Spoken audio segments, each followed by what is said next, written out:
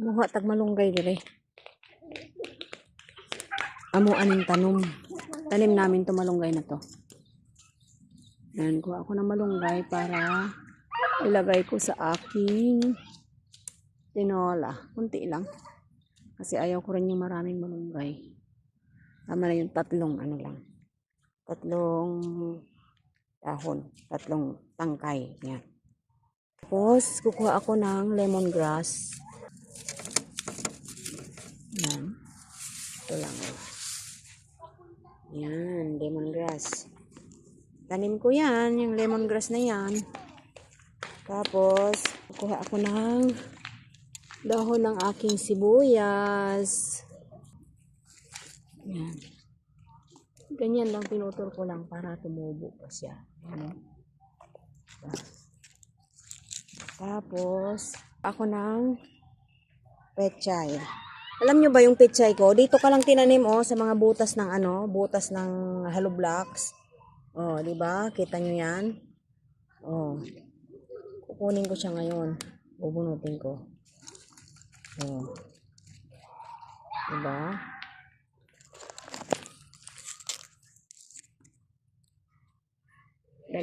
Dalawang puno. Kunin ko.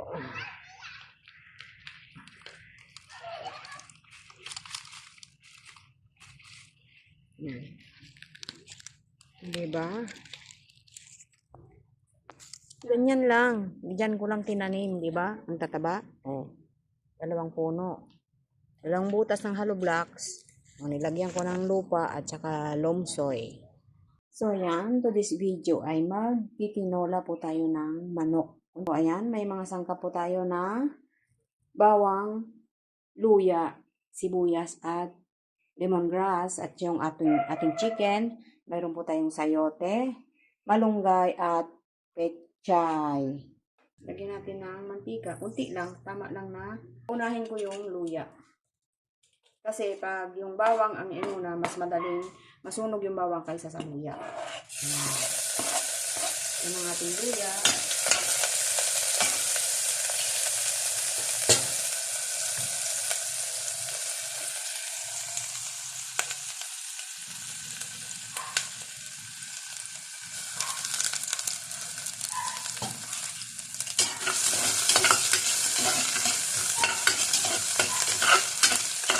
Ito natin yung ating bawang.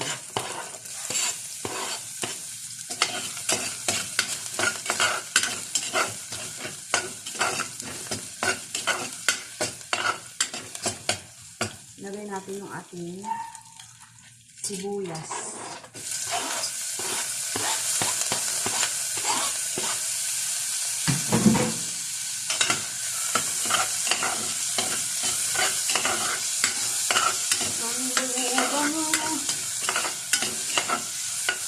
Lagay na rin natin yung ating lemongrass.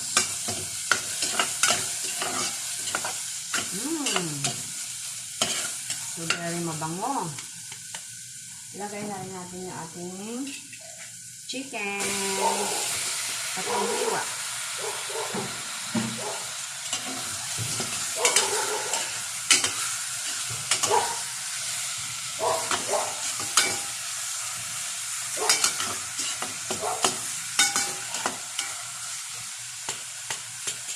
Lagyan natin ng ating paminta.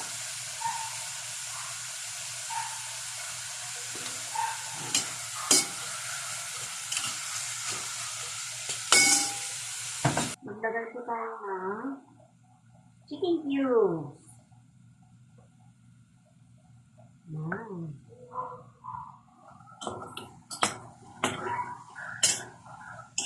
Bango yung tanglad. Ay ng sabaw.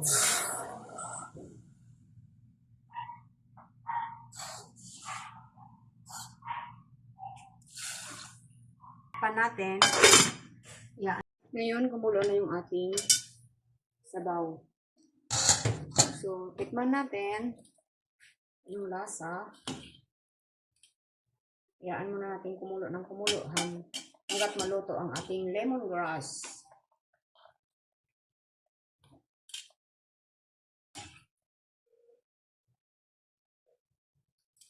Sarap. For this video mga ka-alien, hindi po tayo maglalagay ng asin. Patis lang ang ating ilalagay.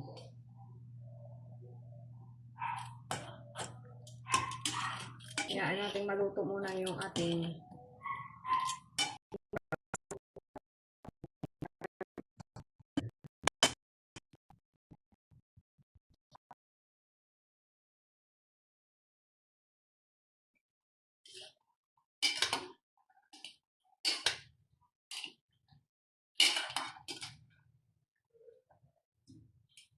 ito na yung ating lemongrass.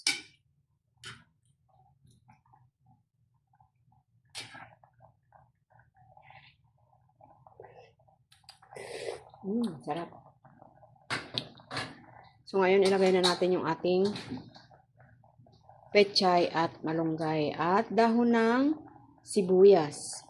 Baka sabihin nyo naman na araw-araw na lang sa niluluto niya may pechay at saka dahon ng malunggay.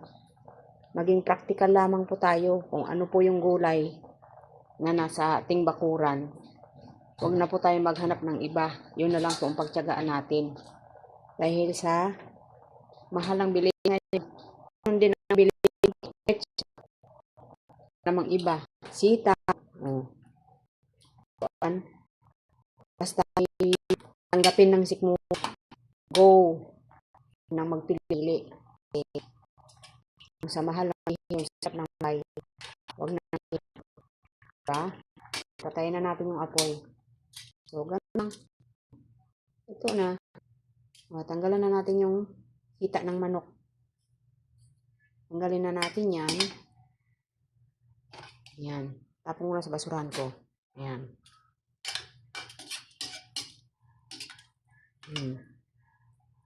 Tapos na. Ganyan lang kasimple magluto. I'm done.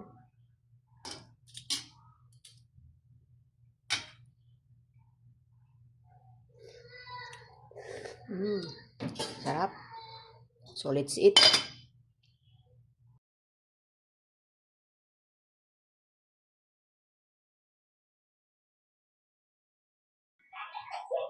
Yan, let's eat. At binigyan mo siya ng kamatis sa kanya. Ayaw mo niya. Kuha lang daw siya doon. Kaso naunahan daw siya. Kain po tayo. Ayan po yung batang makulit. Kumakain. O, di ba? Kahit araw-araw malunggay, kain yan sila. Let's eat.